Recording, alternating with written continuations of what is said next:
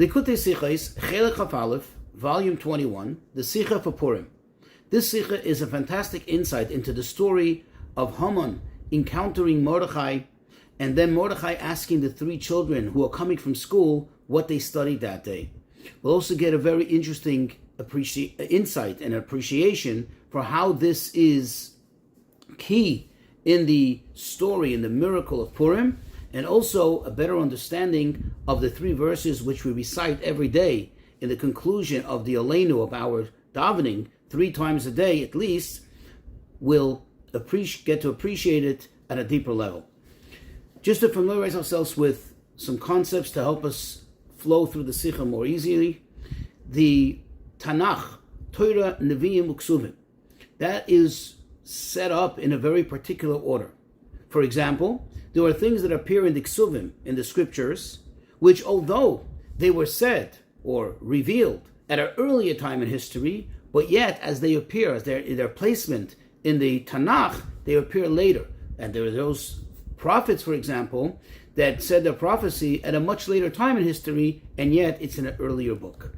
So it's a particular order, at least the way you study it. You go from the beginning, from the Torah, and you go on to the Nevi'im, and then to the Ksuvim. Another thing, when Hashem was about to give the Torah to us, he demanded for some kind of guarantor. And the Medrash tells us that we offered up the sages, the elders, so on and so forth. Each one was turned down by Hashem, until we said, Bonenu oirvim ba'adenu, that our children, that is the little children, they will always be our guarantors, and that Hashem accepted. And that was the merit for us to receive the Torah. Another thing, in the Megillah, towards the end of the Megillah, where it describes how they established Purim as a perpetual festival, an observance year after year, it says over there, Kimu v'kiblu haYehudim aleim valzarim. Literally translated, Kimu means they observed or they confirmed. V'kiblu, and they accepted upon themselves and their children. Of course, the obvious question is, the order seems wrong. First it should say Kiblu, and then it should say Kimu. First you Mekabel. First, it seems the proper order would be that first you accept upon yourself, and then you confirm it, or then you observe it. So the sages tell us that this is hinting to the fact that now, meaning after experiencing the story of Purim, the Jews actually fully confirmed and fully observed that which they have already accepted. When? Way back then, when Hashem gave him the Torah. That means this was the completion, this was the confirmation from Matan Torah. So Kimu v'kiblu, that they were Mekayim, they now observed / confirmed Mashe Kiblu Kfar, what they already have accepted upon themselves in the past. So let's go into the Sikha. The Medrash relates that after the letters with the decree of Haman was signed and given into Haman's hand, Haman and his cronies, they went out in great joy. And suddenly, they encountered Mordechai. Mordechai saw right then, he saw 3 young children coming from school. So he ran after them, and as soon as he reached them, he said to the first, he asked one, he says, Psikli psukecha, tell me the pasuk which you learned today. So he said to him, the pasuk which you're familiar with, Al tira mipachat pisaim umishoyas hishoyim kisavai. Do not fear sudden terror, nor the destruction of the wicked when it comes.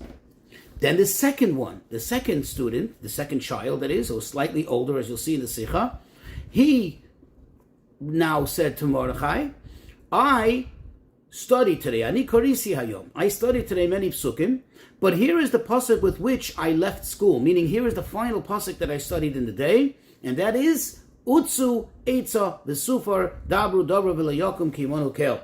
That they can contrive the schemes, but it will be foiled. That means they can make all kinds of plans against us, but Hashem will foil it. Why? Ki imanu kel, because Hashem is with us.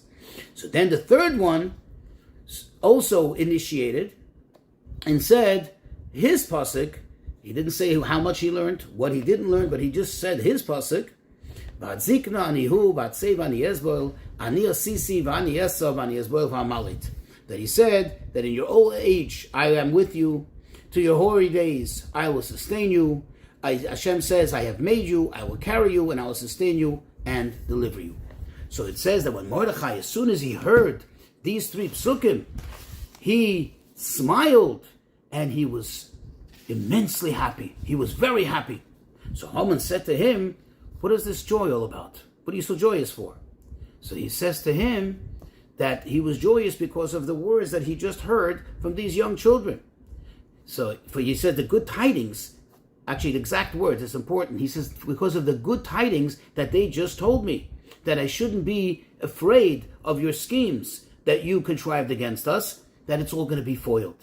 So as soon as Haman heard this, he became enraged, he was angry, and he said, I am going to punish first. I am going to first be sholeach yad. I am going to hurt first those little children. And that's my first target when I start killing all the Jews. Now it would seem, on the surface, as some suggest, that what made Mordechai so joyous upon hearing these psukim, that he saw in it some kind of prophecy, which we know has its place and has its source, that when you hear, in this kind of context, you hear a verse or you encounter a verse, that's like some sort of prophecy. However, it doesn't seem to suffice here, says the Rebbe. Why? Because if this is the case, then why all the details? Why is it important to know that they came from school and that they were 3 children? It would have been enough to know that he encountered a children or a child and he heard these 3 verses, and that's enough to serve as quote-unquote this type of prophecy. So obviously there's more. To add to this, says the Rebbe, we know that all details in Torah, and that includes Torah Shebal Peh, the oral law, that includes the Medrash, are very particular and very precise. And if so, we need to understand some of the details here. First of all, the order of the verses. The order doesn't appear to be the correct order, because the pasuk Al Tira is from Mishlei, is from Proverbs, which is in Ksuvim, which is in Scriptures. Whereas the other 2 psukim, Utzu Eitza and V'atzikna, is from Yeshayahu, that's from the Nevi'im, from the prophets. So if anything, the order is not the correct order. Okay, but yet this is the way it's being presented. This is the way it's being told to Mordechai. There must be something here. Another thing, when you look closely, examine closely what they said. The first child, he just said the pasuk without any introduction. He didn't say anything. Whereas the second child says, well, I learned many verses today, but this is the verse with which I finished.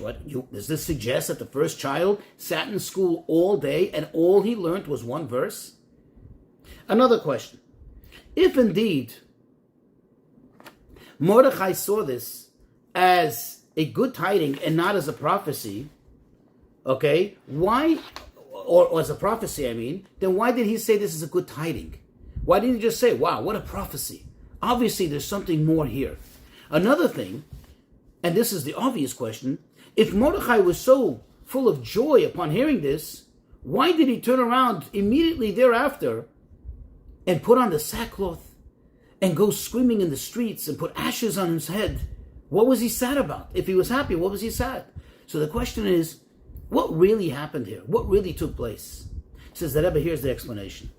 You see, the decree was, as it says in the Megillah, to annihilate, totally kill and annihilate each and every single Jew from young to old. Now let's look at the Megillah, at the sources, exactly what took place here and why. First, obviously, look at the Megillah. Why did this happen? How did this come about? So the Megillah tells us, because Mordechai wouldn't bow to Haman. Now, and Haman became enraged. But when Haman looked closely, and he looked into the matter, what did Haman realize? This is not a personal thing of Mordechai, that he has an issue with bowing down to me, or he has some kind of beef with me. No, Higiduloi Am Mordechai, they told him about the nation of Mordechai, that all of Mordechai's people are like this. In other words, the reason why Mordechai is behaving in this manner is because he's a Jew. And therefore, Haman came to the conclusion that he's not just going to attack Mordechai, but rather he's going to do away with all Jews, because all Jews believe in Hashem, all Jews have the same set of beliefs and set of principles, and therefore he has to do away not just with Mordechai, but with all the Jews. However, the real question is, as the Gemara itself asks, the Gemara says that the students of Rabbi Shimon ben Yochai asked him, how is it possible that Hashem even allowed for such a decree? Rabbi Shimon ben Yochai told him, well, because unfortunately the Jewish people as a whole, as a collective, they bow down to the tselem, they bow down to the idol. Now this was in the times of Nebuchadnezzar, and perhaps it was done under coercion. But the fact is, they did it. Even though perhaps they didn't do it because they believed in it, they didn't do it wholeheartedly, they did it only as for show, only to save their skins, but still, Avodah Zarah, idolatry, is forbidden even in such circumstances. And this exactly was the fear, the worry of Mordechai. You see, Mordechai was worried that maybe, after all, they did bow to the idol willingly. In other words, maybe there is some kind of idolatrous thoughts in their minds. And for that, there's absolutely no forgiveness. There's no atonement. You see, because when a Jew stands steadfast in his faith, then nothing can happen to him. Nothing can even harm his outer garments.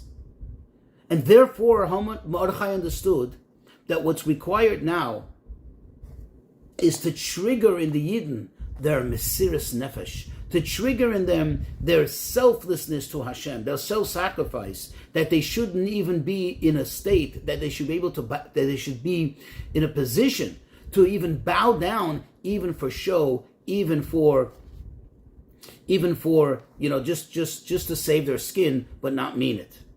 So Mordechai knew that the only way to abolish, in other way to nullify this decree, was to awaken them the Nekudas Hayadus, with the Pintel Yid, that core, that the core of their Judaism, that they should awaken them this characteristic that every Jew has deep down, that spark of Judaism that's within them, that does not allow them to bow or to knee to anything but Hashem. And therefore, when he heard from these children that were quote unquote coming from school, he heard these three psukim. What do these three psukim talk about? They talk about faith and full reliance, emunah and bitachon, and Hashem. That's when he knew. That's when he was assured. That's when he was certain that for sure all Bnei Yisrael will stand up against all these challenges, all the tests. And therefore he was in great joy.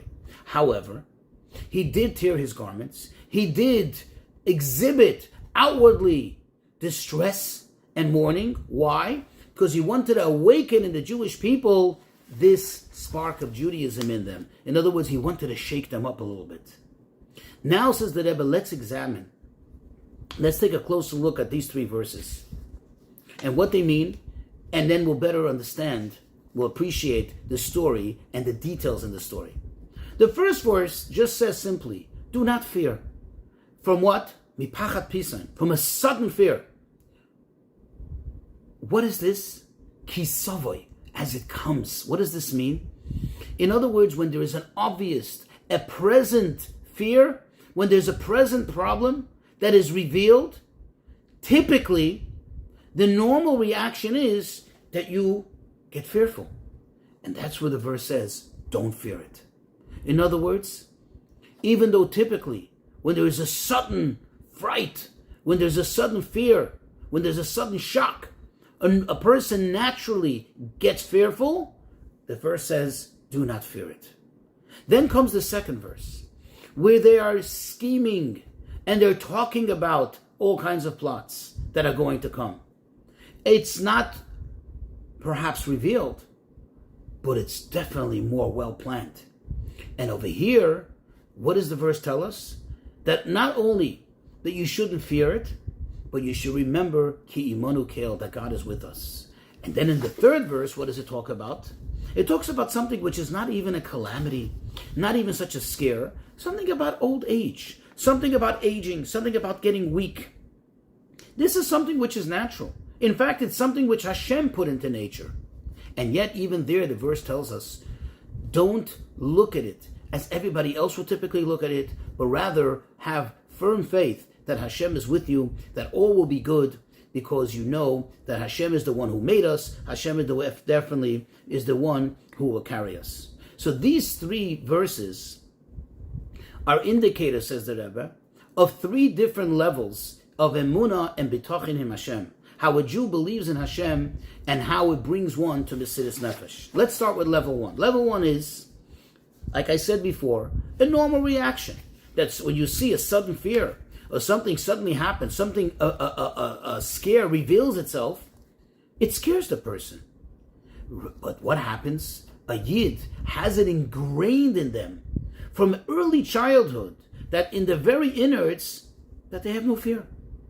And this doesn't need any explanation. This is something which is supposed to become like second nature or be a natural reaction of a Jew. That even though typically a human being would be scared, the Jew is not scared. Then comes level 2. That when there are all kinds of schemes and all kinds of plots, the sufer, it gets totally annulled. It gets totally undone.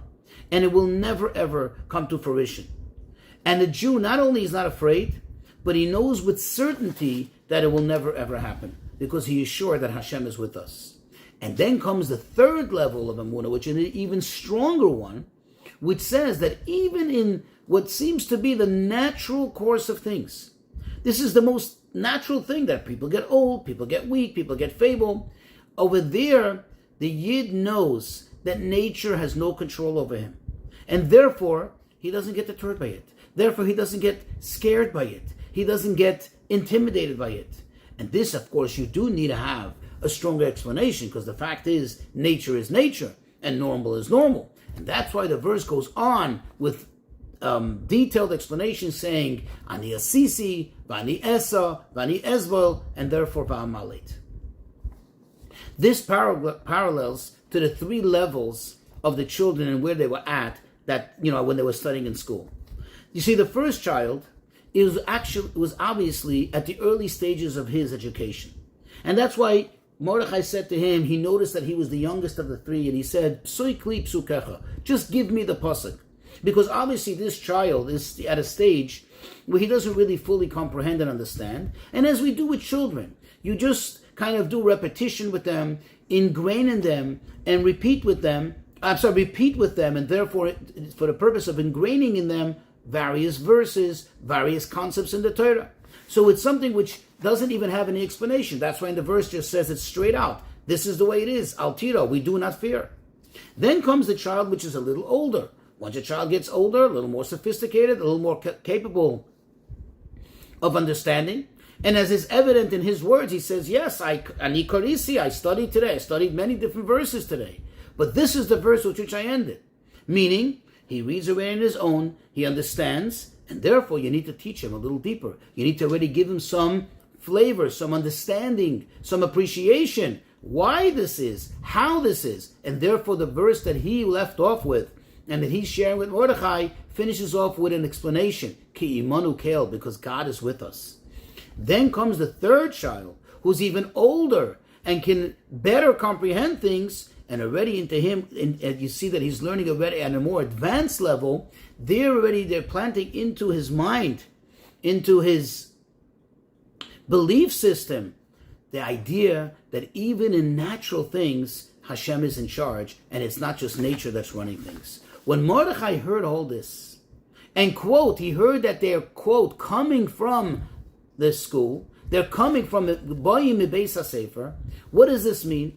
That even after they're finished school, even after they're on their way home, what are they bringing home with them? What are they going home with? In other words, what's in their minds? What's in their awareness? They didn't just leave it in school, but rather the school educated them. The school ingrained in them these ideas, these concepts, to the point that they're, quote, coming from school with this. They're bringing this home with them. That's why he rejoiced. That's why he became so excited, because he understood that the spark of Judaism is there, and it's holy there. It's there b'shleimus. And now we can have a better appreciation, says the Rebbe, of what the Megillah, what the Gemara tells us about the Megillah, that the story of Purim is very much tied in hand, with Matan Torah, with the giving of the Torah. In fact, as we explained in the introduction, this was the completion of Matan Torah. Now we can see the connection. Number one, just like by Matan Torah, as we explained in the introduction, what was the key factor in us receiving the Torah? It was the children. It was the guarantee of the children. Here too, we see that because of the children came about the miracle. In fact, these are the children that Mordechai spent time with to pray and to study to enhance their connection to Yiddishkeit, and through them, the connection of all the older people, all the grown people, was also enhanced. And then another thing, by Matan Torah, there was Mesiras Nefesh. The Jews gave themselves over wholeheartedly, selflessly, as they said, Nasa and Ishma. The difference between then and now is that by Matan Torah, it was only Bikoyach, it was only more in potential. But over here, it was played out in actuality.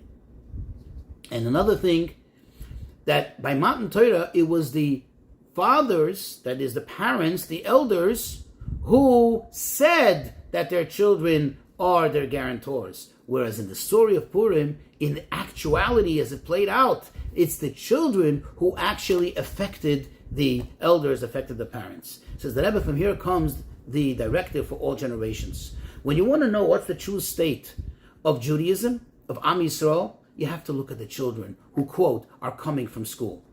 That means we need to look and see how are they coming from school. We need to educate them in such a manner that it should be ingrained in them that they have nothing to fear from, that they shouldn't be fearful of anything. As we see in the story, by the way, of Rabbi Eliezer, the father of the holy Baal Shem Tov, who when he was 5 years old, before he passed away, when he was 5 years old still, that he said to him, fear nothing, only Hashem himself. That's what needs to be ingrained even in the youngest of children. And then when he gets a little older, then you teach him the next level, like in the Pasuk of Utzu Eitzah. You give him some explanation. You give him some understanding. If in Torah Shebaal Peh, you give him also from Chassidus. You give it to him a little deeper. And then when he gets educated in such a manner, then you come to a point where even they see nature as being run by Hashem. And when Jewish children are educated in such a manner, and, quote, they bring with them to the street and then to their homes, they bring this faith, then nothing can stand in the way, as the Rebbe quotes over here. The pasuk from Tehillim, from chapter 8, verse 3, that it's from the words and the teachings of the young ones, of the little children, that we have the power to do away with all the enemies. And then gets fulfilled the promise that appears in the prophet Malachi, that it says, Hine anochi shalech lechem es Eliyahu Hanavi, I'm sending to you Eliyahu Hanavi, v'heishiv leiv avis albanim, that what he will make the hearts of the fathers return over the sons. What does it mean? Rashi says that he will speak to the children, to the little children, and tell them, go to your fathers, go to your elders, go to your parents, and bring them back to go in the ways of Hashem. And of course, mismach geula legeula, as the Gemara says, you always conjoin one redemption to another. This redemption, this idea of redemption, should bring us to the ultimate redemption of Mashiach Tzidkenu.